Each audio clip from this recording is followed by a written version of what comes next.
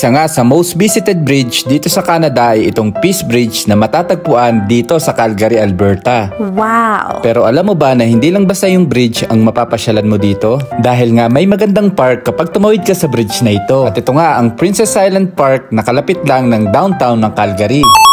Kung nakakaluwag ka ay pwede kang umarkila ng mga ganitong limousine. Pero kung kapos ka sa budget ay pwede ka naman magrenta ng mga ganitong e-scooter. Pero nga kami ay dinala namin ang aming e-scooter para mas mabilis ang aming pamamasyal. Maraming pumupunta dito para tumambay, mamasyal o kaya naman ay mamangka. Pero kami naman ay para lang may mai-content.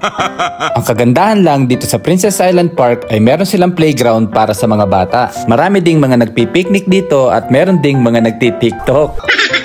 Marami din kasing mga puno dito na kala mong mga cherry blossoms. Kapag napagod ka na sa pamamasyal ay meron ding mga food truck dito na nagbebenta ng mga pagkain. Dahil nga mainit na ang panahon dito, tamang-tama yung tinda dito ng mga ice cream. Kapag tinawag ka naman ng kalikasan ay meron sila ditong mga public washrooms. Pero kung hindi mo na talaga kaya ay merong ilog dito o kaya naman ay dito sa gubat.